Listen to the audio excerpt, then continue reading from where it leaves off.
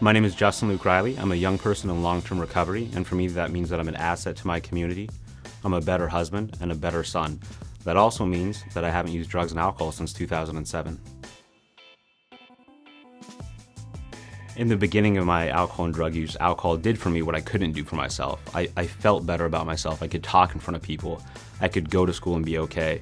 But eventually, alcohol and drugs took everything from my life.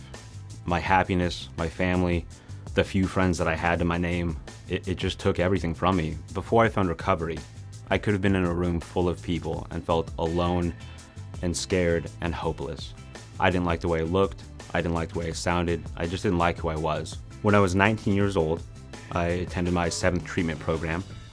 And finally, after all those years and different kinds of meetings that I had gone to and met with a lot of great people, something finally clicked. And for me, that was learning that I could contribute to life.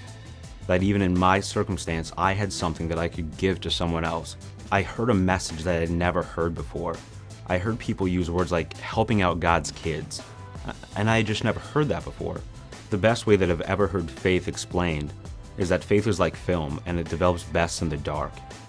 And in my case, early on in recovery and even later in recovery, there was a lot of darkness.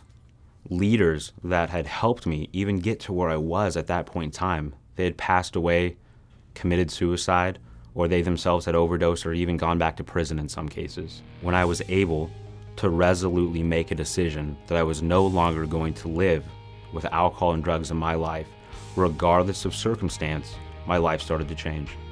And I was able to add value to other people's lives outside of my own. If you would have told me 5 or 6 years ago that my dad was gonna be the best man at my wedding and my family and friends were gonna come together on one day to see me marry a woman that I could never have imagined to be with for the rest of my life, I just wouldn't have believed you. I would have never thought that my life today could be so extraordinary. Not only filled with faith and family, but a lot of fun. I get to meet with some amazing people all over the country that are also young people in recovery and also people that are outside of this recovery movement that absolutely believe in what we're doing, and that's helping other people and seeing what we can do to contribute to society. My vision for the recovery movement at any age is that people hear a message of hope and they hear a message of solution, that they learn at any age, from any level of experience, that they have something to offer someone else, and that there is hope and that there is solution for everyone.